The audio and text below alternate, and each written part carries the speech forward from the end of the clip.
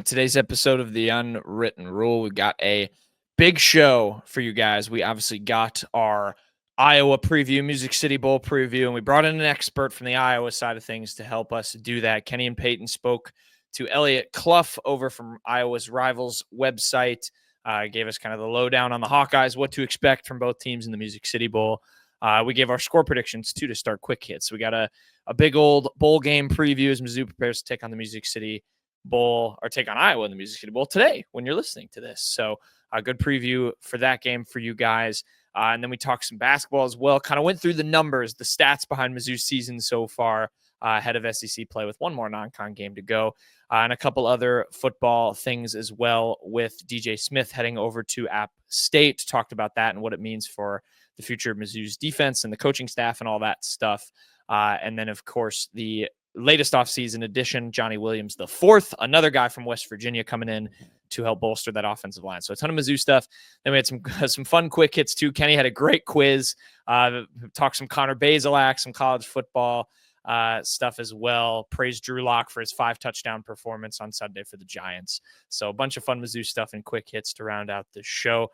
Great one, a fun one to get your bowl game day started. Enjoy the bowl game if you're going. I myself will be representing the Unwritten Rule. So hope to, enjoy the game and hopefully enjoy Mizzou win. So, without further ado, let's dive into the show. The Unwritten Rule starts right now. Marcel, where are you going with that disc? You are not putting that on again. Marcel, okay, if you press that button, you are in very, very big trouble. Attention. Everybody stop what you're doing. It's time for The Unwritten Rule, a Mizzou sports podcast brought to you by the Believe Network, alongside Payton Haverman and Kenny Van Doren. Here is your host, Jack Knowlton.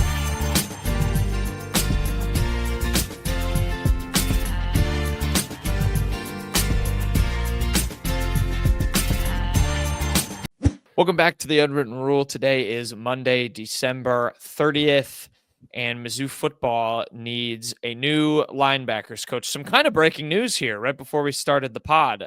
We've got plenty to talk about, Kenny, Payton, and myself. First of all, we're back, all three of us on the pod. I know I was on a little hiatus after Kenny was on a little bit of a hiatus, but we're honored to bring the trio back, even though it won't be for the full show because we're going to do our interview with Eliot Clough, and that is just Kenny and Payton. So couldn't keep it together for the whole show, but it is together for the beginning. But we got some breaking news at the top, fellas, because Mizzou needs to find a new linebackers coach after DJ Smith, the news breaking here Sunday evening when we're recording this, he's headed to App State. He's going to become their new defensive coordinator. Smith, of course, came from App State where he was with Drinkwitz, previous player at App State. Followed Drinkwitz to Mizzou, has been with him for the entire 5-season tenure that Drinkwitz has been there, and now a co-DC and linebackers coach going back to App State. What is y'all's reaction? We're not going to dive into candidates to replace the linebackers coach at the moment, but what's just y'all's reaction to this? Obviously a bummer, a guy who's been a pretty consistent part of this staff and a staff that has produced a pretty good defense over the last couple of years. Yeah, sad for Mizzou, happy for DJ Smith. I mean, App State is his alma mater. He was there when Drinkwitz was the head man at App State and was able to convince DJ Smith to come with him to Missouri. He's very young into his coaching ranks. He's only been coaching the college level since 2017, but he really, I think, did a really great job at Mizzou. Mizzou always had very steady linebacker play, had a hand in developing Nick Bolton, of course. 2021, the linebacker play was shaky, but the play at literally every position on defense in 2021 was shaky. So I don't really blame him for that. It was really more often than not a very strong position for Mizzou, even just this past year when they had to replace Tyron Hopper and Chad Bailey, two guys who were multi-year starters for Mizzou. Very stable play for them there. They've always recruited well at that position. They've got guys like Nick Rodriguez, Brian Huff waiting in the wings now. They got Jeremiah Trotter and Bayer out of the portal. So I was always a big DJ Smith fan. I was honestly surprised they didn't just promote him to full-time DC when Blake Baker left. But I guess that co-DC was kind of more just a nice little spiffy addition to the job title to give him a pay raise, but makes sense for him to go back to App State. It's his alma mater. Dal Loggins, the new head coach, was the OC at South Carolina. He was the OC there for 2 years, so obviously he's quite familiar with DJ Smith's body of work, I'm sure, just from going up against Mizzou. So pretty quality get for them. Happy for DJ Smith, but yeah, it is a bummer for Mizzou. You're losing the eyes in the sky too. As a co-defensive coordinator, most of that time you've seen DJ Smith probably on a little mini screen because he's been up in the booth and he watches the games from there. So it's always good to have a second guy that's kind of leading that defense and calling those plays, giving you a different angle. These past couple of years, especially when he's been working with two different defensive coordinators or multiple defensive coordinators, not just two, in his time with the Tigers. Even looking at his recruiting right now, they got 2 linebackers in the 2025 class at the high school ranks, in Dante McClellan and Jason King out of the St. Louis area. And Dante McClellan, even like Greg Smith, their rivals, said he was probably one of these more underrated guys. And it's hard to, sometimes call a 4-star underrated, someone who's probably right on the cusp of being a Rivals 250 guy. But he's just someone everyone's liked, and he's gone after a lot of smart linebackers. And I think that's one of the biggest things that everyone, when they talk about DJ Smith as a recruiter, he's getting guys that just know the game. And with McClellan, he was a former quarterback. He's played on both sides of the ball, just knows it well. And then Jason King is like the stat monster. So it's a good, linebacker group is coming in. I reached out to both of them to see if we could get a quick quote on their just thoughts about it. Just something that a lot of people do is just, how does this affect you, right now? And a lot of times even Mizzou will tell these kids, commit to the program, not to the coach. But you got a guy like DJ Smith that's been around for a good amount of time. He's put guys in the NFL. You still probably have some opinion about him leaving. And it's not, maybe it's a little bit better thing that he's not leaving on bad terms. He's leaving for a better opportunity. And Drinkwitz has, in the past, even last year with his defensive coordinator, he accepts it and he just kind of moves on to the next guy. Yeah, I'm excited to see what he can do at App State, with the alma mater connection there and with some familiarity with their head coach, at least going against him. Like Payton said, that'll be cool to follow DJ Smith. I do always appreciate that. I know, like, listeners of the show know, we follow the other coaches and the former assistants and even the former players who end up in the coaching ranks and kind of how they bounce around. So it'll be nice. The Drinkwitz coaching tree is hopefully growing there. But Kenny, you make a good point on the recruiting, and I think it'll be interesting too, just now with Corey Batoon, obviously a first-year DC last year, who does he may be pitched to Drinkwitz to bring in, and where does that kind of go? You can kind of add more of maybe someone from his tree, as you figure out and he solidifies his defensive staff. But we'll obviously monitor that. Like we said, this news kind of just broke, so there's not really any super emerging candidates. I would think, Payton, you mentioned this just before it came on. You would think the hire most likely would come from outside. Obviously, there's, you could shuffle things around internally, but I think we would want to see, Batoon and Drinkwitz probably bring someone else from outside in.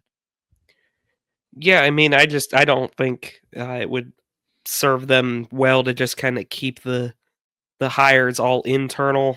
They don't do that a whole ton, really, from what I remember. I know Durham Cato, when they shifted some responsibilities around, kind of got elevated to that tight end coach role, but I can't think of any other instances where a guy has been straight promoted to just another position coach. I think that would be dumb to do that. I just go get someone that specializes in linebackers. Don't shift responsibilities around too much. Blake Baker, welcome back to Mizzou. That's our that's how we'll end that. No, we'll obviously see who Mizzou ends up going with, but yeah, just some breaking news to start the show. Obviously a bummer vacancy to have to fill now with DJ Smith, but we obviously wish him the best at App State, and it is the way it is in this day and age. Mizzou had to fill a DC role last year. They did that well. I'm expecting to do them to do the same at linebackers coach. So we'll see what happens there. Some good news from a subtraction to an addition on the football front, gentlemen. Obviously, DJ Smith goes out the door as a coach, but the Tigers, since we talked last, did get yet another transfer in the portal on the offensive side of the ball. Johnny Williams, the fourth, the offensive tackle from West Virginia, second player joining Mizzou from West Virginia in this portal. Josiah Trotter, who Payton mentioned, of course, earlier when talking DJ Smith, also joined. And now they get Johnny Williams, the fourth, a redshirt freshman. Pretty decent grades. I'll let PFF Kenny talk about the grades. I can say them if he wants me to, but that's his domain. Guys, I was just looking at his numbers last year, and I'm a fan of this edition. I think. What do you guys think of Johnny Williams, the 6'7", big offensive tackle coming over from West Virginia? I think more than anything else, it's just good to get more bodies in that O-line room, especially losing so many starters in general. I mean, on paper, you've filled pretty much every hole where you're losing a starter with a guy at that position, right tackle, right guard, and now left tackle, perceivably. I don't know. He's so young. Kenny can probably speak more on it. Just still, he redshirted last year, Kenny, or did not? He is a redshirt freshman. Yeah, he is a redshirt freshman. He played in 5 games this past year. He redshirted the first year. So he'll be a redshirt sophomore next year. So I mean, super young. He probably comes in, competes with Javen Richardson for the left tackle spot, I'd presume. Mizzou did speak very highly of Richardson, so I don't think it's a done deal that Williams would come in and just immediately be the left tackle starter. But I'm a fan of that because I think we mentioned it last show, Kenny. It'd be nice for them to kind of be able to just lock down. I mean, look, next year is a little different than this year in terms of what they need. I think this year was kind of an all-in year. You know, you kind of wanted to just get guys that could contribute right away out of the portal for like a playoff push. That's why you go and get someone like Marcus Bryant, who has just 1 year left at left tackle to hold that spot down. He was decent. He wasn't Javon Foster out there or anything, but it was certainly not a bust of an addition. But Johnny Williams, he's someone that doesn't have to come in and start right away. That's kind of been the theme with a lot of their guys. A lot more youthful portal haul. Johnny Williams, I mean, you mentioned it, Knowlton, 6'7", 315. That's a big dude. I'm excited to see what Brandon Jones can do with this guy because I think just from that alone, that makes his ceiling very high. And even if he doesn't start, it's good to have, a guy that's going to develop with these 3 years of eligibility, someone who can sit behind at one of those tackle positions because you're losing Mitchell Walters. And, as much as you want to maybe knock on the guy who just didn't really fit the spot sometimes at the tackle position or on the interior, he was still a guy that they went to. And so I think if Johnny Williams isn't the, guaranteed starter, if they're going to look at Javen Richardson, who was a transfer addition at the JUCO ranks last year, they go to him, let Johnny Williams develop under that. A lot of good offensive line talent that's come out of there, and I'm pretty sure he saw that in what Brandon Jones has accomplished. PFF grade-wise, one of the biggest things that stood out, especially late into the season when he got a little bit more starts, was the pass blocking on the outside at left tackle. 87 or better in both of his starts this past year as a redshirt freshman. Where he struggled a little bit was in run blocking, kind of around a 70 in some of those starts. It's still a fine number, but it's not something jumping off the page at you. But a good thing about that is a lot of those wide zone runs is probably a little bit better to have someone, or I guess you probably want a little bit more help on those wide zone runs. So maybe a little bit something to improve on for Johnny Williams when he gets into the system. But I think you like some of those grades that you're seeing early on. A guy who didn't play too many snaps, but he accounted 148 in both of those starts. And the pass blocking grade was the one that just really stood out. Yeah, that's what I liked too. I thought the pass blocking stuff was decent from him. I think it was overall an 81 for the entire season, and Kenny mentioned even better in the 2 starts that he got. So I'm excited for this. And Payton, I think it's a good summary of the overall portal haul. 13 guys. They have the number 5 ranked portal class now. And I mean, this is a guy you're looking, if you're watching on the YouTube, I mean, Rivals has him as a 4-star transfer addition. So someone that is clearly valued as a future, kind of asset to a team potentially. And those physical traits are clearly there. He's got some great stuff to back it up. Mizzou likes the West Virginia pipeline, fellas. This is 2 guys now out of the Mountaineers state. We have to keep it going. For future portal additions. But yeah, Johnny Williams, I like this addition for Mizzou. And obviously it's been a busy portal window for the Tigers in terms of adding a lot of these future additions. So we'll keep kind of our eye on our finger on the pulse, as they say, our eye on things. Kenny's been our resident portal. How exhausting is it, Kenny, to track 13 portal additions? They've had one of the busier off seasons in the country. Yeah, still like ranked like in the top 10. It kind of fluctuates just on what other teams are doing. I know like Tigers got up to fourth recently, according to rivals.com. Honestly, it's not as busy as it was. The transfer portal did end for most teams on the 28th, but Missouri does have that extra window with the bowl game. So still some guys they're probably looking at. It would behoove them to grab another offensive lineman. TJ Shanahan has been tossed out, someone who visited in that final weekend before the dead period. But at the same time, it's like for a guy with TJ Shanahan and there's guys already locked up in starting spots. Maybe he looks elsewhere for an opportunity to get on the field right away, considering he did start in his freshman season at Texas A&M. At the same time, don't really know like when Connor Tolson will be ready. They're expecting him to be ready by the start of the season. TJ Shanahan was a pretty good, or not, I want to say pretty good, but it was a highly regarded recruit. Just didn't really work out for him too much at Texas A&M. Maybe they look at him. Stephen Hall, cornerback at Washington State, someone who's expected to visit in January. Another guy that they could be targeting in the defensive back room. So there's still some moves that the Tigers could make and just bolster this transfer ranking. Yeah, we'll continue kind of monitoring the transfer portal pulse for Mizzou. But yeah, there's some football update stuff, and obviously we're going to kick it to ourselves doing the Iowa preview in just a second, or at least we'll kick it to Kenny and Payton doing the Iowa preview. I won't take credit, but they had a good interview with Eliot Clough, who covers Iowa, about that. Obviously, we're going to have a ton of bowl game stuff. But before we do that, let's talk some hoops first for a little bit, fellas, because you can have a nice doubleheader for Mizzou on Monday. You can start with the bowl game, of course, and then Mizzou men's basketball playing Alabama State, last non-con game for the Tigers, 6:30 p.m. on Monday. It is on SEC Network Plus, so if you are not able to stream it, unfortunate for you, maybe try and find a really crappy, potatostreams.net and see if they have the game. Anyway, yeah, we're not going to do too much of a deep dive on Alabama State. Y'all know the drill at this point with some of these games. The Hornets are 4-8. They have not beaten anyone good. They're also 0-6 on the road, so Mizzou should win this game, hopefully by a lot. So with that, I think we just kind of take the pulse of Mizzou and just, kind of talk about where things stand right now. And I wanted to kind of do that in statistical form because Payton, Kenny, Mizzou has been pretty good at a lot of things, as have a lot of the SEC. This conference is really good. I'm excited to get kind of our conference preview going here next week before Mizzou starts it off with a bang against Auburn.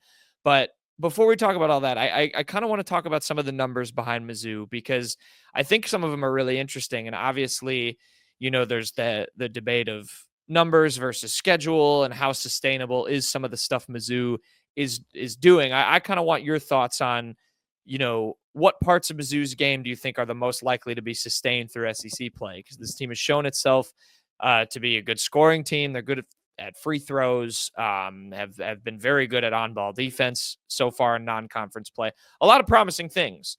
But I have a feeling in the SEC, some of that is going to get exposed as maybe faux pas against non-conference opponents. So I'm going to run through some stats for you guys. First and foremost, just your overall thoughts on where Mizzou's at. AP, they're number 32. Ken Palm, they're number 50. Number 46 in the net. Torvik, they're number 52. Joe Lunardi, as of December 28th, has this team as his last team in, number 46. They'd be playing in Dayton. I think in the actual bracket, he had him against SMU, if my memory serves. So before we get to the metrics, your guys' thoughts just overall. I know you two recapped the Illinois game. Tough one to lose, but another opportunity to get a W here. And I think I won't say regardless of the outcome of this game because they need to win this game, but assuming a win is a win here, a much better non-con showing this year than what we were talking about a year ago. Yeah, I say this before December 30th goes down as the darkest day in Mizzou history and they lose to Iowa and Alabama State. But no, I'm joking. I think you can't be anything but pretty happy with the Mizzou non-con. Really anything but overjoyed. I mean, their two losses were to Illinois, a close one where I think they really showed that they are a legit team, and Memphis, which admittedly was a frustrating one that they probably let get away from them. That Memphis team is up and down. I think it is a quality loss, but still, they beat Kansas, man. They beat Kansas at home. They're going to presumably go into conference play 11-2. I think if you told everyone before the season Mizzou's going to not lose any of these blood donors and they'll beat Kansas, everyone in the world would have taken that. 100 out of 100 people. So I'm very happy with it. Some of the growth from some of the players on this team has been great. The Dennis Gates dream scenario of I have 8 different guys leading my team in scoring in 12 games has come to pass. Overall, I think it's full steam ahead. I mean, there's a few little things you'd like to see improve, but I don't know, man. I'm pretty happy with where they're at right now. Kenny's really disappointed. I can tell. Kenny thinks they should be a lot better. The Tigers have been nitpicked all non-conference play for this non-conference schedule, and I just think sometimes it's good to just have like a cupcake schedule more. So I know it's not a very strong one, but you still had opportunities to play big-time schools like Kansas, Memphis. No matter where Memphis kind of stands in its own issues with its coaching staff and all the smoke around it, it's still a good team, and they beat Ole Miss recently. So there's also that. They've beaten two SEC schools. Paper Tiger, Ole Miss. Once again, that's a SEC take, but Paper Tiger. My only thing I just still want to point out, I feel bad just keep bringing it up. Just Mark Mitchell's free throw percentage. You got to like hope if you're a Tigers, fan or just watching it, that it just doesn't come back to bite them again. It's at 58% on the season. That's the worst in his 3 years of college basketball. Of course, smaller sample size with only playing in 12 games so far, but he's leading the team in scoring. He's the leading rebounder per game with this team as well. But if you're going to get to the line and they're going to get you to the line, these other teams, and you're shooting 58%, it's just it's an eyesore. It's just something that you just don't want to see from a guy that's your leading scorer. Just something that they need, because at the end of the day, you're going to play some tight contests in the SEC, and you don't want to come down to miss free shots. That's a understatement. Some tight contests in the SEC. Kenny, it's a beautiful segue, because that's kind of the first group of numbers I want to talk about. It's the scoring and the free throw shooting. So this team, as of the night of December 29th, we're recording this, they rank 8th in the country in scoring. They're averaging 87.8 points per game. 9th in the country in field goal percentage. I think they're 10th in 2-point percentage. They are number 1 in free throws made, 21.7 they make per game. Number 2 in attempts at around 30. Yet they're only shooting 78 or 71.8% from the line. So just under 72%, which is, I know it's not in the top 50. It's probably not even in the top 100 if I'd have to guess. Where do you see maybe stuff fading off in that regard? I don't think first and foremost that they're going to continue to score 87 points per game in the SEC play. So we don't need to talk about that one too much, but especially with this free throw thing, to me, this feels like something you absolutely lean into. And it's the fact that they're making the amount of free throws they are, but not shooting it all that well, feels like a sign to me of a team that should continue to make a big part of their identity, getting to the line, getting free throws, and that becomes a big part of their offense. I don't know if you guys would agree on that, but where do you see maybe some of those stats sustaining themselves and falling off offensively? Yeah, I 100% agree with you on that, Knowlton.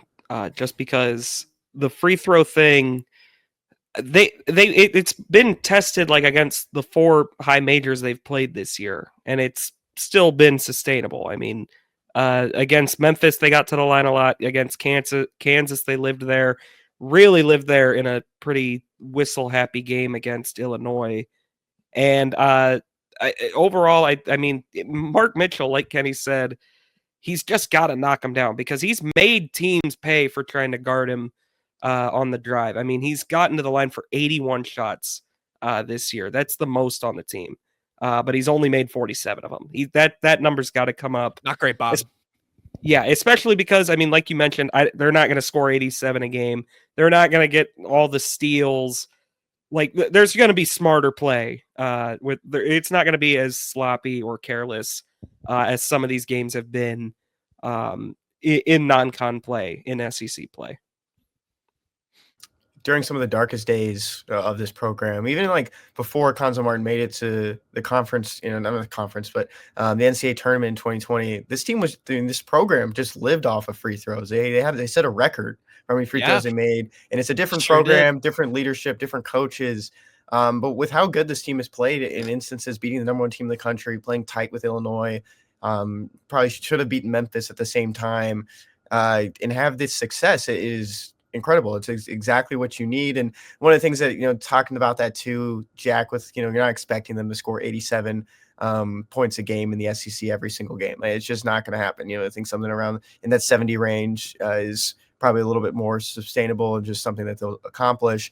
I think one of the biggest things is, maybe a tighter rotation is something we'll see a little bit more. I love that Payton pointed out that, Dennis Gates is seeing like 8 guys, being the leading scorer in some of these games, but you need someone to take over. You have to have Mark Mitchell taking over multiple games. He is your best player on the floor at times. You're going to see Tamar Bates do it. And I think just with that tighter rotation, I think sometimes you're going to see a little bit of less amount, a smaller group of guys will be your leading scorers throughout SEC play. Yeah, I think the positive thing with that, and then not to get too off the rails, because I want to ask about a defensive thing too, but I think the positive thing with that is that these players have given Dennis some real, he's got some real lineup decisions to make, and it's, not cutting. Yes, there's some fat to trim, but I mean, there are some guys that have really shown themselves that I think or played well that I really think are making a case to continue getting minutes in SEC play. I'm excited to see how that gets divvied up. Okay, yeah, I agree with the free throw thing. I think this team needs to make that a stronger part of its identity. Defensively, this team is number 4 in the country in steals. They are number 1 in steal percentage, which means, so it's 15.1. That means on average around 15% of the other team's possessions they're playing end in a steal, which is ridiculous. They're 16th in opponent turnovers per game, around 16 or just over 16. They're number 10 in opponent turnover percentage, and they are 32nd defensive rebounding. Payton, I think you alluded to it briefly when you were talking about the free throws. That doesn't feel as sustainable defensively, but I feel like, I don't know. Do you think this team can be an elite perimeter defense against SEC players? Or is this more of they're going against guards that are playing a little bit more sloppy? They definitely will still, I think, be in good graces, just steal percentage wise, just because that's how they play. That's how they played in year 1 under Dennis.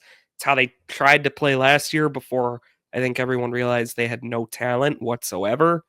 And so, I mean, their steal numbers are still going to be pretty high. I don't doubt that. But like we've mentioned, they're not going to steal they're not going to force 20 turnovers a game. I think in SEC play, the SEC just has too many good guards that are just not going to make those kinds of mistakes. Too many vets, quite frankly. You're not going to punk Zakai Ziegler into picking off 4 of his passes in the first half. That's just not going to happen. Now, the rebounding thing has been tightened up this year as compared to year 1, even. That was such a big problem. And I think a lot of that is due to Josh Gray and just being so much bigger this year, just being more athletic than you were in year 1. I'm just throwing year 2 out, by the way, if people can't notice. I mean, that was such a disaster. I just can't even draw anything from that. But I again, this team is still going to lose on the boards almost every single night because they don't play to win on the boards. They play to try. To Dennis Gates, steals and turnovers forced are as good as rebounds. And you can agree or disagree with that, but that's how they're going to play. So they'll still have high steal numbers, but like we've mentioned, that number's going to fall a bit because the SEC is way too good to do that as much as they've been doing it in non-con. I want to go back to steals just for 1 second. I want to look at year 2 actually too, Payton. Oh no! In that year, there was only 3 guys. I'm going to exclude Caleb Grill because he only played in 9 games that averaged more or 1 steal or more in the entire season, and that was Anthony Robinson with 1.3, Sean East with 1.1. I thought that number would be a little bit higher for Sean East, and then Jesus Carolero Martin with 1. So those are the guys that played 25 or more games, and looking at those averages, and you just compare it to this year, just the start of the season. And I think it just kind of shows you how much more confident Anthony Robinson is, how much more physicality he plays with, almost like his hair's on fire sometimes when he's on defense. Because that number's up to 2.5 in 12 games. And of course, it's going to fall down a little bit once he goes against better competition in the SEC. But I think it just shows you how much of a jump you've seen. Tamar Bates is over 1 at 1.9 through 12 games, and Mark Mitchell and Caleb Grill are both at 1.3, kind of excluding Caleb Grill there because he's only played in those 7 games. But those are the guys that are over 1, and Tony Perkins as well. Through 10 games, he's 1.2. So I think you're just in a good spot with what you're seeing there. Of course, numbers are going to fall down, but I just really like that jump for Anthony Robinson. I think that's just one of those things that just really shows you another thing, how much growth he's had in year 2. Yeah, I mean, we're talking about all of these elite guards in the SEC, and like that's what Mizzou needs too. Like Payton said, they've gotten a little bit bigger. Dennis doesn't, put a ton of emphasis on the rebounding stuff, but if they can have that elite, particularly defensive guard as a veteran, and that looks like that's what Anthony Robinson's turning into, I'm so excited to see how he continues progressing. But yeah, it's a good point, Kenny, about the steal stuff, and I think it's interesting. I think that one will tumble a little bit more probably than the offensive metrics. I think I agree with you guys. Okay. Obviously we do want to get to our interview with Eliot, but I do have one crazy stat that I wanted to point out. I sent this to you guys off air. When I was just looking around, the funniest stat for Mizzou to me right now is their opponent free throw percentage. Now they don't put teams on the line a lot. They are 363rd in the country in opponent free throw percentage. That's a weird stat because it's like, yeah. So it's a free throw percentage, opponent free throw percentage is a weird stat because, you can control how much teams go to line. Can't control how much they make, how many free throws they make. It's free throw. Teams either make them or they don't. 80.7 teams are shooting at the line against Mizzou. That's absurd. So Alabama State, if you want your key, get to the line because there's some juice on the Mizzou rims for the road team. Clearly, they're going in. That lost them the game against Illinois. Illinois, I think, was 21 for 21 until the last one of the game. Yeah, I don't think it's a problem of them putting teams on the line, but they are making them. Yeah. It's kind of. I think that stat should only be kept for when the team is playing at home and shooting towards the student section. Yeah, I think that's the only time it should matter. Get it together, Zoo Crew. Basically, is what that stat means. Just rattle them. Yeah, do better. But yeah, I was looking through stats as well. The only surprising one I want to bring up real quick: would you have guessed that Marquez Warwick was shooting 51.4% from beyond the arc this year?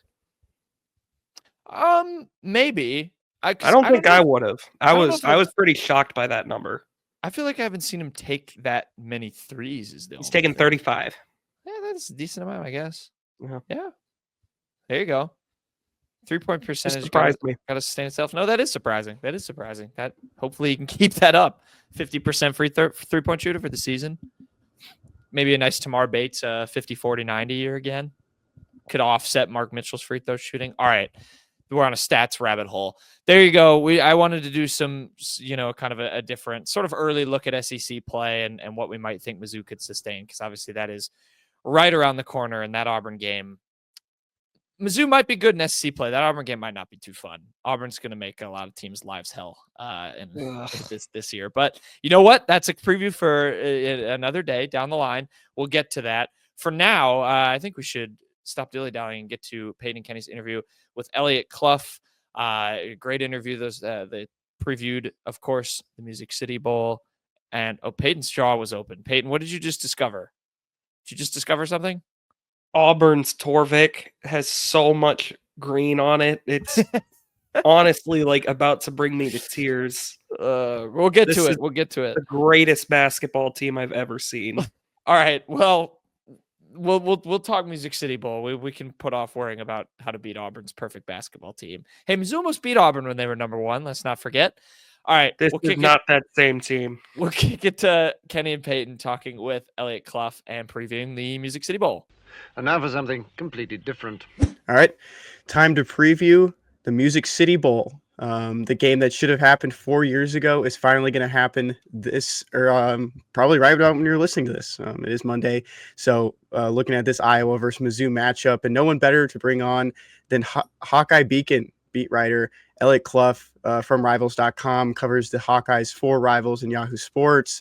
Eliot, I think just a good spot to jump in. You're there right now. You're in Nashville. You're talking with us from Nashville. Getting to be around in that press conference, listening to Coach Drinkwitz, listening to Ferretz. I mean, can you tell us just what kind of like the feelings are around this bowl game, a bowl game that is kind of like a rematch of something that just never happened? Yeah, sure. I think the expectation is that it'll be competitive, that it very well could become a dogfight between these two teams. I mean, Iowa's going to be without their All-American running back, Caleb Johnson, of course, but they still got a solid defense. You know, a lot of the pieces from that elite defense from last year, 8 of 11 starters back. Of course, you don't have Cooper DeJean or Joe Evans or Logan Lee. Those other three, those are big pieces. But you still got Jay Higgins, unanimous All-American. You still got Nick Jackson, I believe now the all-time leader in FBS in tackles. You still got Sebastian Castro, who's a high-level elite corner. You still, I mean, and Cash, which is effectively a nickel for this Iowa defense. But yeah, I think the feeling between both schools is that it'll be competitive. And I mean, talking about Missouri a little bit, Iowa struggled with quarterbacks like Brady Cook, who are experienced, been there, done that. So, not to be a spoiler or anything, I'm thinking Missouri wins, but I could see scenarios where it becomes a dogfight. I could also see a scenario where Missouri beats the hell out of them. So I think it'll be a fun, competitive game. I want to actually, obviously, the defense for the Hawkeyes has been like the calling card. I mean, the jokes kind of have always been made like Iowa's MVP is their punter and their defense. But it is a different type of offense this year. Obviously, Brian Ferentz is gone. Tim Lester comes in. It did look at least like a little bit more lively on offense for Iowa at times this year. Obviously, no Caleb Johnson. I know their center Logan Jones is also out. But what has kind of been the big difference from Iowa's offense last year, which was just literally a nationwide joke, quite frankly, to this year where it gets a bit more respectable than it was? Payton, multiple year joke, multiple years, like half a decade. There are a lot of differences. This is a Shanahan offense, which isn't common in the college football ranks. Obviously, lots of RPOs, a lot of quick decisions. I mean, Caleb Johnson was obviously a massive part of it, and not having him Saturday is a big loss. That plus, I mean, it's something we talked about a lot preseason with Lester was pre-snap motion. I think Iowa, prior to this season, it was in 2023, they had pre-snap motion on 6% of plays under Brian Ferentz. Like, that's just unheard of, and it's insanity. You know, doing the same thing over and over again, expecting different results. And so that's a big piece. The offensive line has taken a massive step forward. A lot of these guys were forced into playing around 2021, 2022, when they were probably not quite ready. You know, George Barnett was taking over the offensive line right around then, and there were some issues of guys sticking, being healthy, what have you, and there was just kind of a gap. And now that gap has closed with some of those guys who were super young now being old. Logan Jones, like you mentioned, he's going to be out, but Tyler Ellsbury is the backup center, and he's played in 49 career games, 5 starts. So there were times last year where folks were saying, is this guy better than Logan Jones? So the offensive line has taken a drastic step forward. Iowa fans, you know, fan bases can be negative. They might tell you a little bit differently. Those who say that are wrong. This offensive line has taken a big step forward. The receiver group is still young. But they did add a big body that they didn't have before in Reese Vanderzee, and he got hurt towards the end of the season, hasn't played in about 6 weeks. But lots of things have changed. Believe it or not, the tight end isn't the leading receiver on this group of pass catchers. Luke Lachey, he's been in and out with some injuries. But, yeah, it's just a completely different offense. They had to tear it all down, whatever you would consider all – you know, it's not really tearing much down because it was awful, but tearing it down and rebuilding it back up. And this is just the early stages. And a lot of people are believers in Tim Lester, me included. I think he's going to continue to get his guys in the room, and especially at quarterback. All of the quarterbacks of the Brian Ferentz era are now gone since Marco Lainez and Cade McNamara entered the portal. James Rezar, who was a freshman this year, was flipped to wide receiver. I think it was pretty much consensus that he was not going to play quarterback at Iowa from the people that weren't Brian Ferentz. So lots of things. I'm sure I could continue. Main thing, though, I think, main 2 things, offensive line, and then Caleb Johnson's just ridiculous production, ability to break tackles. And, you know, sometimes Lester's been saying this quote lately of, sometimes you have to cultivate explosive plays in college football, right? Like that's key to having a successful offense. And what Lester's been saying is, well, sometimes our most explosive plays was inside zone. Like It's just because you have an All-American consensus All-American running back, and not having him on tomorrow, Monday, as we're recording this, is going to be tough. It's going to be tough. Maybe some another guys in the backfield, and I don't know how much you can speak to him, just of how much production he actually has. But looking at the fullback position and Hayden Large, who's a name that it's been kind of tossed around a little bit. Missouri really hasn't played a team with a true fullback, or it's just not something you see in the SEC. I mean, how much of an impact does he kind of have in this changed offense? Yeah, so believe it or not, I don't know if you guys have heard of this. Now with this new offense under Lester, the fullbacks and tight ends work together. They're kind of in the same position group now. They call themselves the T-backs. I'd never heard that prior to this year. And the fullback, it's begun to die even in Iowa City. Hayden Large, not a huge factor. He'll occasionally catch a pass. He's a really big culture guy. Came in from Dordt College, I think. I can't remember. Somewhere small like NAIA or D3. Walked on, still a walk-on. And a guy that just loves football and will do whatever you need to win. And they might run an I formation here and there, but he's mostly playing tight end now, back to his native position. So yeah, we probably won't see a ton of fullback action in this one. And one thing that does stick out about Hayden Large this season is you see pre-snap motion with him in the backfield, and he ends up behind Brendan Sullivan. It's a tush push, like guaranteed across the board. So that's really where Hayden Large has stood out the most, other than I think he caught a few passes this year. So not going to be a huge impact from Hayden Large. I mean, just one more talk with the offense. Who would have thought we were going to ask this many questions about Iowa's offense? But I do want to know, like, who's expected to kind of, with Caleb Johnson out of the picture, who's maybe going to be expected to step up, take most of those running back snaps? And Brendan Sullivan is back at quarterback for Iowa. I know there are actually a fair amount of Iowa fans that have a little bit of hope in him because he's just kind of unique in that he can move a little bit, if I'm not mistaken. So I'm just curious, who are you expecting to take most of those snaps at halfback, and quarterback wise, what are you expecting from Sullivan? Regarding running back, it's going to be Kamari Moulton and Jazz Patterson. Those two have seen the field a good amount this year. Jazz Patterson probably more so last year, but those snaps have continued to pick back up as we've continued throughout the season. Jazz Patterson, just your classic battering ram of a running back. I don't know that I've ever seen him exude patience while out on the football field. It's see hole, hit hole, and see defender, hit defender. So that's what you're going to get from Jazz. Kamari more of an all-purpose back. He can do a lot of different things. He's flashed a little bit here this season against Maryland. I think he had a 62-yard touchdown, 82-yard touchdown, one of the two. So they've had their opportunities and they've done some good things with Caleb Johnson on the sideline for whatever reason, whether he's just gassed or whatever from having however many carries in a row. So it'll be those two. We've also heard some rumblings of Xavier Williams and Brevin Dahl being involved, two freshmen in this 24 class, both 3 stars for us at Rivals. Xavier Williams, if there are any Iowa fans out there or diehard just college football fans from Mizzou, you might recognize the name LaShun Daniels. That's who I think of with Xavier Williams. Just got tree trunks for legs. And then with Brevin Dahl, he's more of your speed guy who can make things happen and be explosive.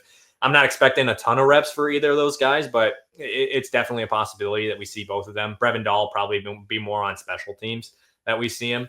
And then at quarterback, Brendan Sullivan was he was the second string quarterback that Iowa fans have clamored for since the Spencer Petras era, where the first quarterback's bad, so the second quarterback's got to be better, and everybody can see it except for Kirk. And that reared its ugly head against UCLA when Sullivan had 3 turnovers, 2 picks, and a fumble. But at the same time, Sullivan is so much more dynamic of an athlete than Cade McNamara has been, especially post-injury, that he just adds a different dynamic to the offense that opposing defenses have to account for. And I honestly thought Brendan was a better option from the get-go than Cade. Maybe not from the get-go. Probably post Iowa State, where I think he finished that game in the second half like 3 of 19 for 12 yards and 2 picks or something like that. Cade McNamara is not good at football, guys. So Brendan, what they started incorporating goal line packages with Brendan, and because you're not going to have a deep pass. He can make things happen with his legs. He can get out of the pocket. He can score himself. And after Cade went down with a concussion against Northwestern, we started to see some of that. And I mean, they scored 40 points against Northwestern, scored 40 points against Wisconsin. Those aren't the top programs in the Big Ten by any means, but Iowa's offense is scoring that amount of points. Last year, they scored 13 points against Northwestern, and I think 15 against Wisconsin. So this is different. This is an added element that Iowa hasn't had for a while. A lot of statue quarterbacks in the history of Iowa football.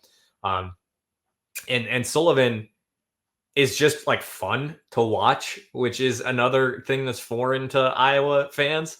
The issue when it comes to Brendan will be, and he said this himself this week, is if he turns the ball over once, will he continue to spiral? He has to avoid that. Really hard on himself.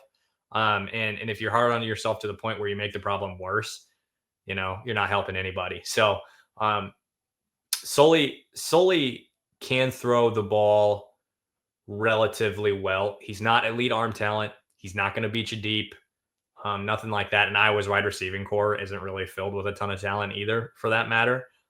Better group, but young group still trying to figure it out. Jacob Gill is probably the best option through the air, but he's a small receiver that doesn't have elite speed by any means. So yeah, I think that's pretty much where they're at offensively. I'm glad you said that about Cade McNamara.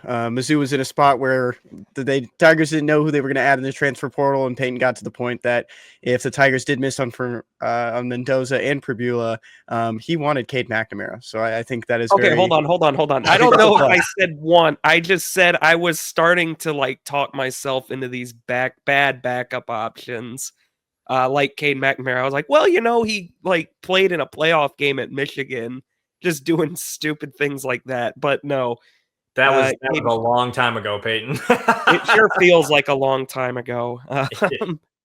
But no, I don't know if I'd say one like Kenny is saying, but I was starting to think about backup options. And unfortunately, I did stupidly think well, Cade McNamara's got pedigree. But yeah, Iowa thought the same thing.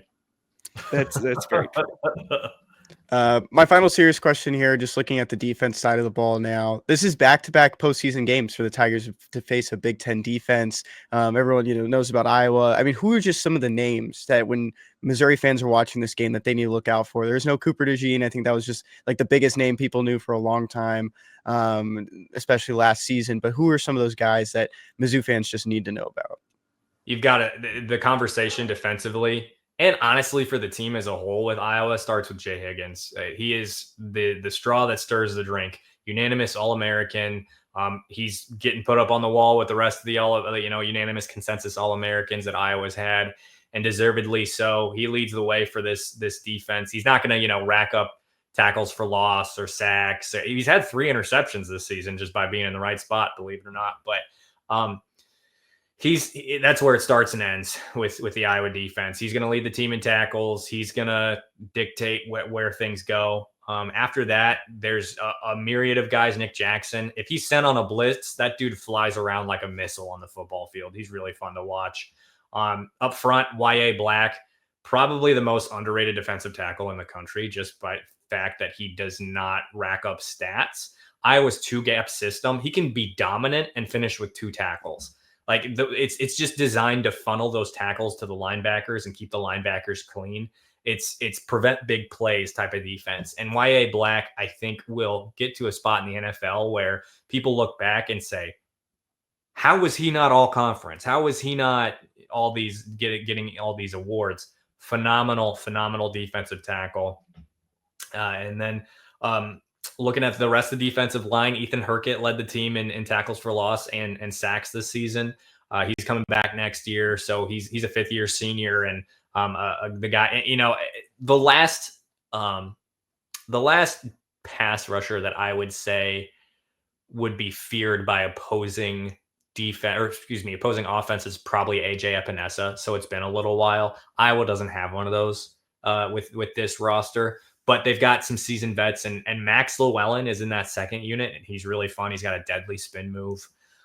Castro is obviously a name you got to pay attention to as well. Had that pick six against Iowa State last year, one of the top coverage corners according to PFF. Xavier Wampa, a 5-star safety that stayed home.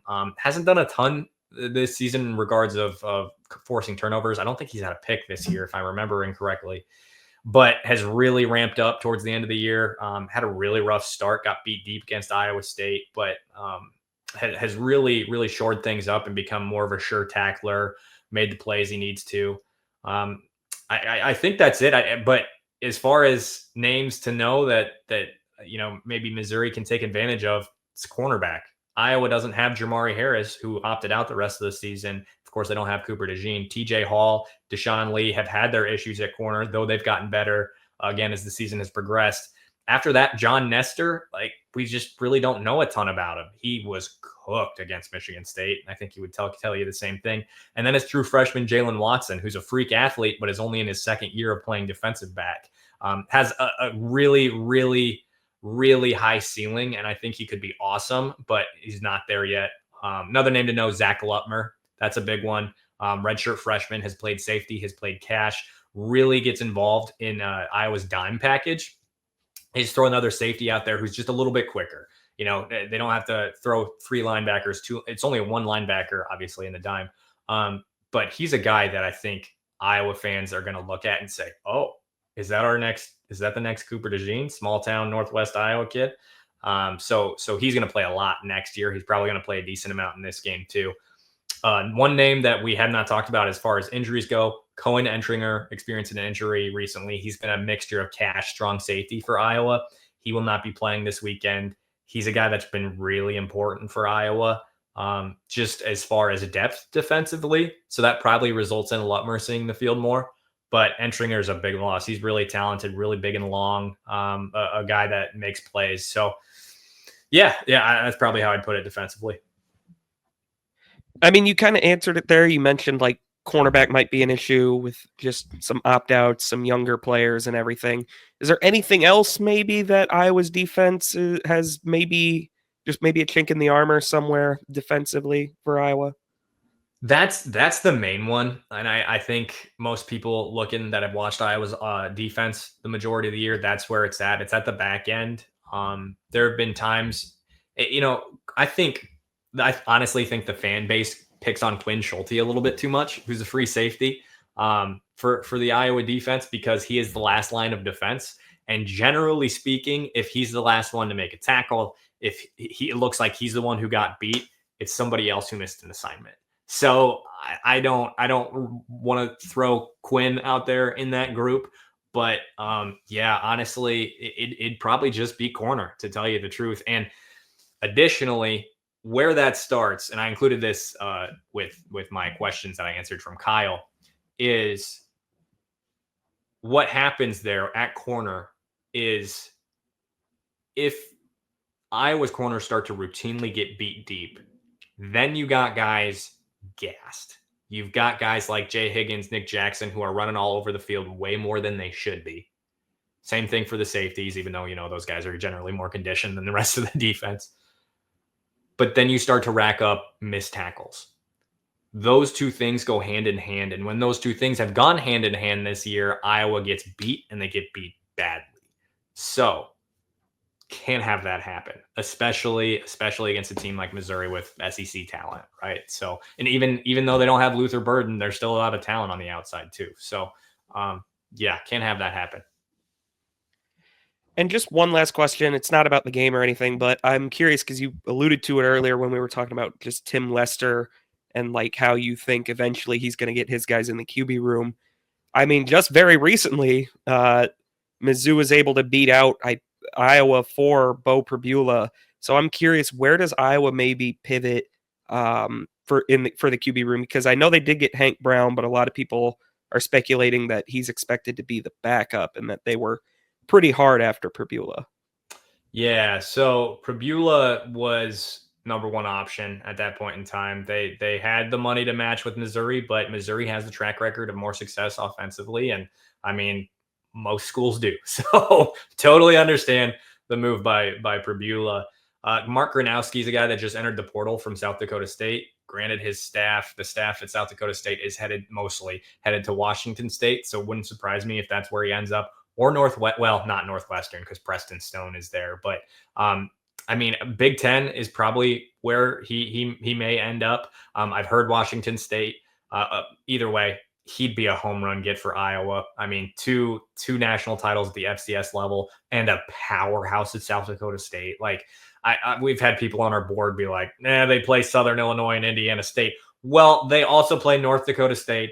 They also play the other. I mean, I'm trying to think of who else is traditionally in the South Dakota is typically good. Exactly. South Dakota, North Dakota, they're good. I mean, I would say UNI, but UNI sucked this year. So, I mean, I went to UNI. I've seen the Jackrabbits beat the crap out of UNI routinely. So, this is a traditionally phenomenal program that does nothing but win. This is a guy who's mobile, that's been there, done that. I think he'd be a great get for Iowa. There were a few other names that has been thrown out there. Joey Aguilar was a guy that I was like, they should go get him. He just committed to UCLA. So what I've been saying throughout this portal window is Iowa's guy might not even be in the portal yet. And technically the portal closed a couple days ago or yesterday, but there's still these windows for these playoff teams, these bowl teams, post games to enter the portal. Coaches, I mean, I don't know that a coach is going to get fired, but a coach might leave for another program. So I'm not sure. Gronowski is the first name that comes to mind. And if Iowa can get him for 1 year, even to come in and compete with Brendan Sullivan, I don't know if you give him $1.5 million like Pribula, but I think it'd be worth it to offer up some cash and bring in a guy like that. Last one here. Final score. I mean, you talked about it there. You could see Iowa possibly thumping Missouri, a close game there. But in your mind, how does this one shake out? The last couple of days I've been saying 24-16 Missouri. But I could see it 27-16, 30-16, 33-6, something like that. I would not be surprised if this is a 2-score game just because of what's happened with the cornerbacks this year. I really do think that could be Iowa's downfall. And then they just don't have enough weaponry offensively, if you will, to keep up especially because Caleb Johnson is out. And I've heard a lot about Missouri's defensive line being elite. That makes folks at Iowa nervous, as it should. So we'll see. Yeah, I'm rolling with Missouri here. That's Eliot Clough from Hawkeye Beacon, Rivals.com, covering the Hawkeyes for Yahoo Sports and Rivals.com. You can find him on X. I think it's always fun to follow the other beat writers as well during this process, see how things are going, especially with the game being on Monday. At Eliot Clough on X, that's ELIOTCLOUGH on X, formerly Twitter. Eliot, it was a pleasure to have you on. For those that are looking for the time of this game as well, 1:30 on Monday on ESPN. This could be a big day for Mizzou basketball game right after that one as well. We'll have a short preview on that. Until then, Eliot, have a great time in Nashville. Hope you've been enjoying your trip, but thanks again. Awesome. Thanks, guys.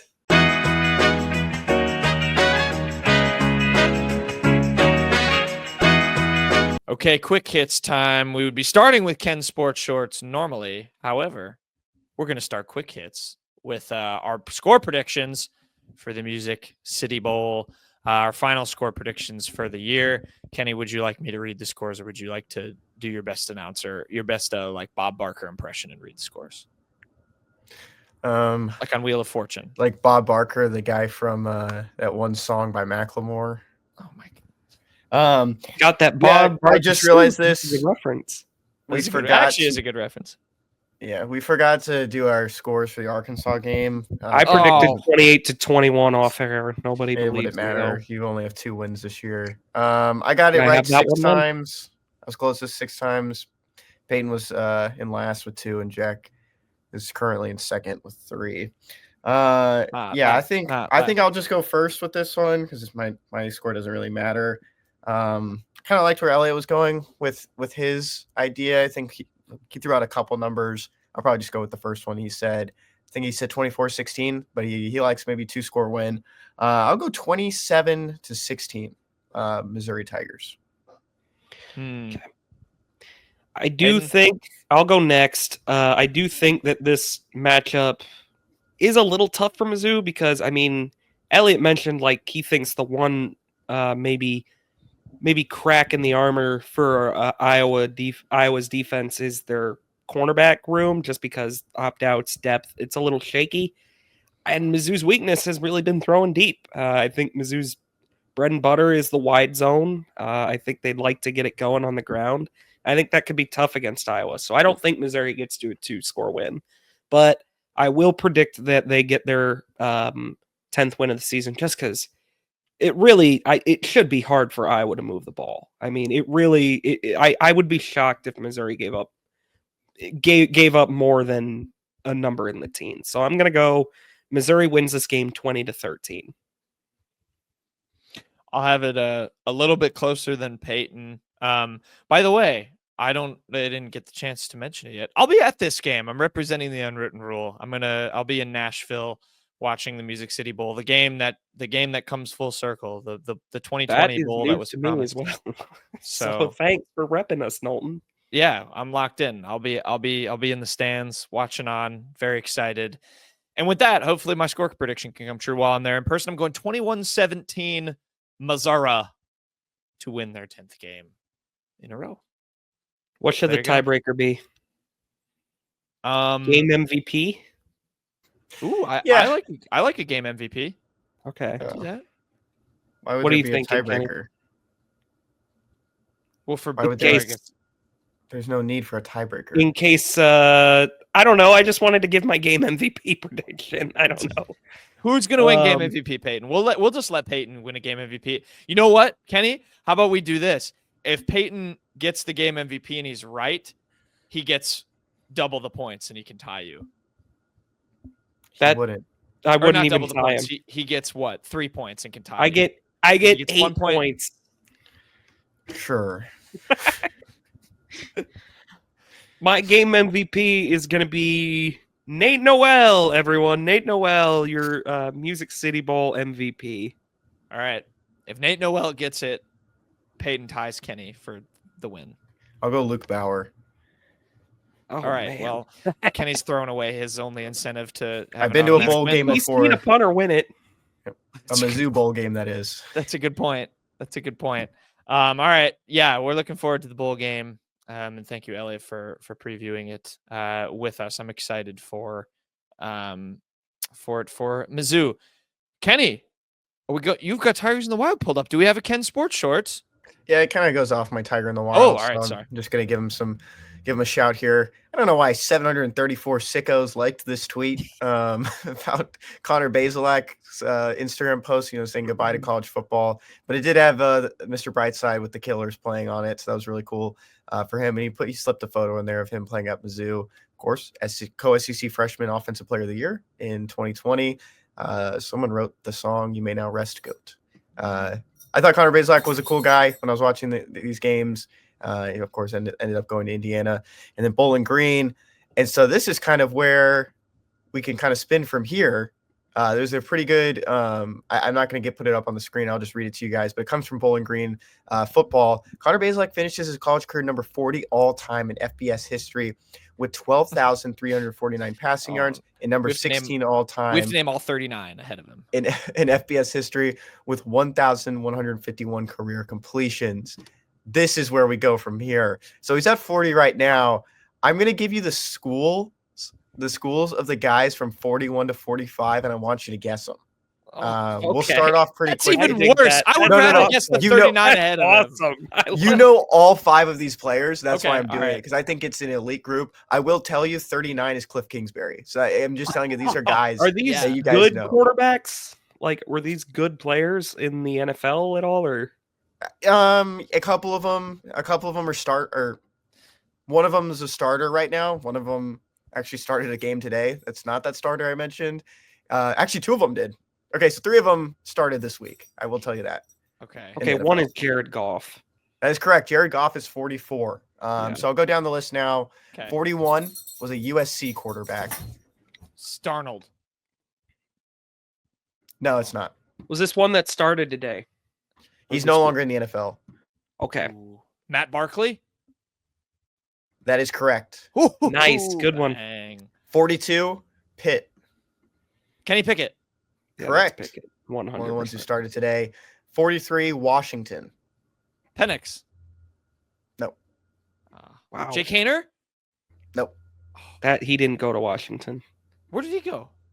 He went to Fresno State. Oh, my bad. You know what? I'm thinking DeBoer. That's how He I was tried. doing that. That's a fun little thing. That's a little butterfly effect you brought up. He tried to transfer to Washington, but there was apparently some. Oh. He would have had eligibility problems, so they pivoted to Michael Penix. What a play. Washington. Was this in the 2000s? This No, guy it's start more today? recent than that. Jacob Eason. Early 2010s. There you Oh, go. early. Jake Locker. Or sorry, mid 2010s. Mid 2010s. Not Eason? Nope. Oh, Browning. Correct. Jake Oh, Browning, yeah. backup quarterback for the Bengals. Nice. 44, you guys got that one already. Jared Goff. And then 45, I'm just going to tell you he started today. I'm not going to give you a school. That is. Is it because it's Not- Drew Lock? It is Drew Lock. Oh, Lock is 45. Connor Bazelak is better than Drew Lock, everybody. There it is. Yeah. Thank you, college football rules. You have officially erased Drew Lock's legacy and made Connor Bazelak better than him. Can I Yep, just so- say? Sorry, Kenny. I'll tell you one real quick. Connor Bazelak ended with 12,349 yards, passing yards. Drew Lock ended with 12,193. Wow. Kenny, this is making me a little angry. Kenny, first of all, great quiz. Second of all, thank you to the lovely audience. We appreciate any Twitter engagements. I had to mute this tweet. This tweet should have gotten Yeah. 4 likes. This tweet should have gotten 4 likes. It's More you folks 734. like Connor Bazelak than you did in 2021. 734 is crazy for this. This would have gotten negative 700 likes in 2021. And I'm not going to have anyone tell make me our different. Twitter verified and make it Connor Bazelak burner. Clearly, we'll make so much Yeah. money. Making Listen. bank off Bazelak, I guess. Thank you to the people, but that is absurd that tweet got that many likes. All right, Peyton, what's your Tiger in the Wild? That was good, Kenny. My Tiger in the Wild is going to be Johnny Walker. Johnny Walker Jr. is going to the East-West Shrine Bowl, located actually, spoiler alert, in another quick hits home at AT&T Stadium, January 30th. Johnny Walker, of course, I think a lot of people are expecting him to be kind of that day 3 pick guy. Definitely a great Tiger, especially these last 2 years. Wasn't perfect always, but he was very, very productive. I think more people will have good to say about him than not. I will always have fond memories of Johnny Walker Jr. I liked Johnny Walker. So congrats to him. Other than that one time you were trying to get him an NIL deal with a alcohol company. I don't see what the issue there was. There was absolutely no issue there. He's free to do as he pleases with his NIL deals, and I support any potential partnership with Johnny Walker, the brand. All right. Anyway, my Tiger in the Wild is going to be the man Connor Bazelak passed on the all-time passing yards list. Yep. It's Drew Lock, if you can believe it. Drew Lock, 5 touchdowns and the W for the New York Giants. Had the game-winning one where he ran it in from 4 yards out. Love to see it. It was also just so funny because it was one of those, this is the worst win of all time because it's going to cost the Giants the number 1 pick. But clearly, who needs Shadur Sanders because they have their franchise quarterback right here in Drew Lock. Very proud of Drew Lock for his 5 TDs today. Me, I'm in a spaceship. That's right. I work for NASA. He did the backpack thing. It was a Drew Lock day, man. It was. We've known Drew Lock is capable of this. It's just he kind of sandwiches these games in between some real stinkers. But no, I'm happy for Drew Lock. I'm still upset that Connor Bazelak has more passing yards than him in college. Nothing says college football in 2024 like that. We need to change Ken Sports Shorts to just Ken finds a stat to piss Payton off shorts. That needs to be our new segment going forward. Or Payton reads Auburn's Torvik page. That's no, I don't want to read that ever again. I don't want to. Thursday. You guys want to know who's number 9 on this list? Oh no. Can I get a school? Multiple. Can I get one? You know I'm at Mississippi State. Oh, Nick Fitzgerald. No. Dak Prescott. Will Rogers is number 9. 14,000. Oh my God, that is so bad. That's. He played in an air raid offense. I know that's literally volume merchant to the max. This number is like 10, yeah, Kenny. Kellen Moore. Number 11, Baker Mayfield. Okay, it's a little better. That is a bit better. This is like the Antoine Davis, Pete Maravich all-time scoring basketball thing.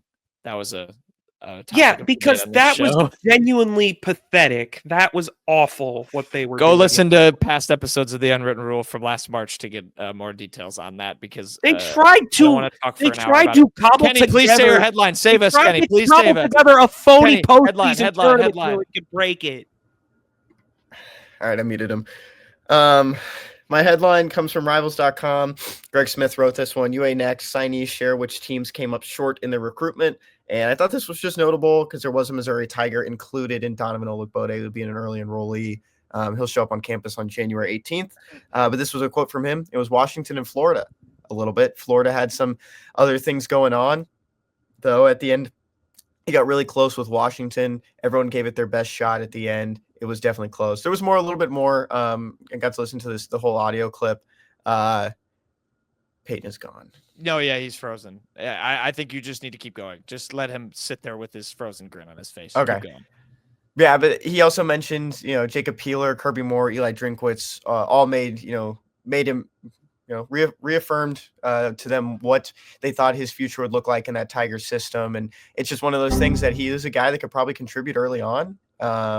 And something that could probably get on the field. And Payton just left the room because I don't think he likes hearing about Donovan Olugbode, I guess. But just a good quote to throw out there that a lot of people knew. Mentioned a couple times that Washington was in play, but interesting that Florida was too, because Florida did see a big recruitment surge there at the end of the season. Yeah, this was pretty cool from John Garcia. I like this for obviously Olugbode, but then also just some of the other guys. I haven't gone through and read the whole thing. But I want to. I think it's cool that some of them are willing to talk about hey, who is kind of close and who is runner up. Payton, your thoughts on Donovan Olugbode almost going to Florida? You're back. Yeah, that Kenny texted me about that earlier. That took me a bit off guard because we heard just very little buzz about a potential flip from Olugbode. Very happy that didn't happen, especially after losing Javen Boggs. That would have been a real tough blow to have lost Olugbode as well, but he's locked in. Hopefully he gets on the field a bit. Hopefully he doesn't crutch field Mizzou. And he's around for a long time. Is that what we're calling it now, doing a crutch field? Yeah, might as well. All right. That's fair. I will point out it's going to be probably a little bit different. Donovan Olugbode, these rankings when they get on campus don't matter anymore, but he is a guy that has a lot of experience against top-end talents. When he played in Florida at IMG, he is getting on campus early. That was something Courtney Crutchfield didn't get an opportunity to do. I think this is going to be perfect for him. He actually mentioned in the audio I'll post it. This story will be up at 6 a.m. on Monday. But he mentioned, he's just going to put his head down and work. And I think that's one of the biggest things you like from it. I've talked to the IMG Academy coach. He raved about just Donovan as just a guy that can go out there and just, learn a lot and then just give it right back to the guys behind him. So I think they're in a good spot with the character of Donovan Olugbode. I think you just want to get him on the field. I think Mizzou's done a good job about getting freshmen some contributions early. Now it's just about retaining that talent going into the next couple seasons. I am fast becoming even more. I know it's an obvious pipeline. I'm fast becoming a big IMG kid. I think every good team should have an IMG kid in their team.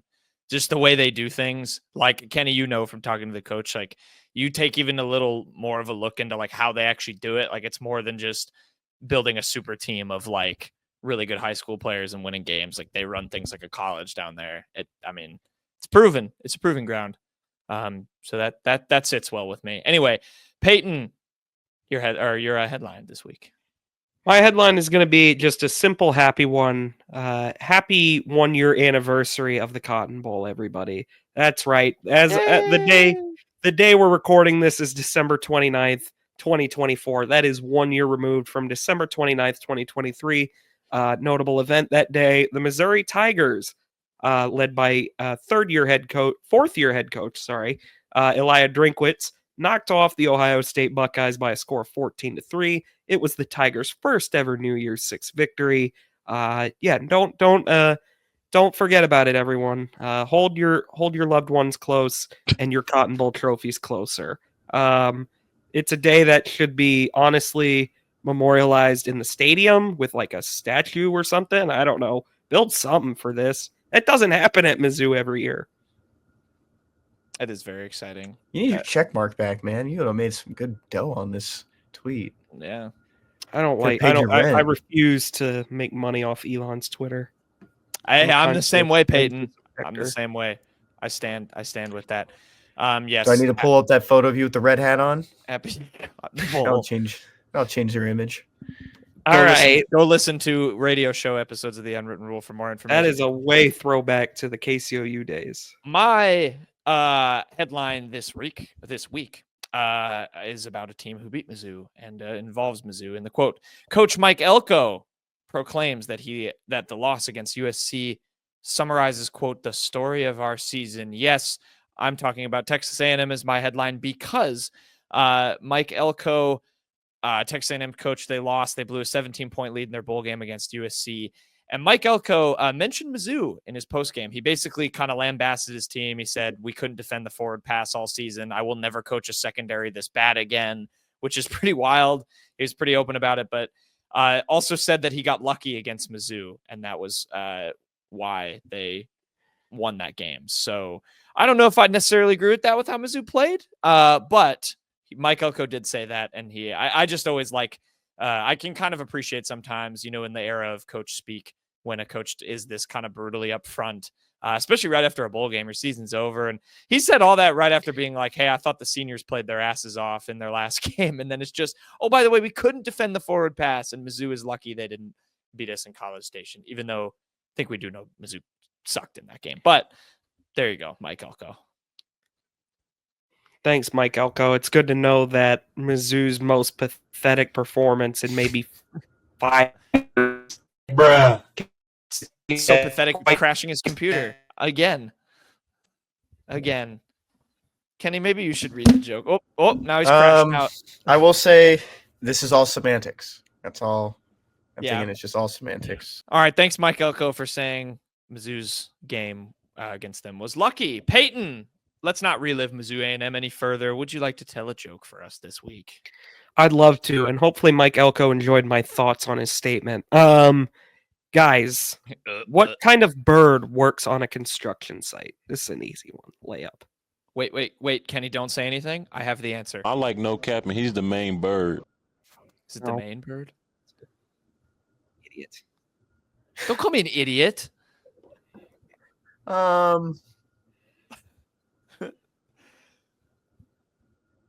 Snow. What did you say? His audio cut out. He muted his mic right when he said that. Oh, the answer was crane. The answer is crane. That's the type of bird that works. That's a good joke. I like that. What joke. did Kenny try to say? We can listen. We'll play it back. You can play I thought he tried to say snowplow or something. Yeah, that's what he said. Stop flipping us around. Now I'm Payton. Now I'm Kenny. I said crane. Yeah, you sure did. No, you didn't. You definitely. All right. Didn't. Thanks, everybody. What a great show. We're gonna end it now. Hope everyone enjoys the bowl game. Mizzou, Iowa. Had a great preview. Thank you for Eliot for joining us for that. Well, of Auburn, it's just going to be Payton for 15 minutes talking about how Mizzou's going to beat Auburn. That's going to be our next basketball preview. So get ready for that, and we will see you next time. Okay, bye-bye.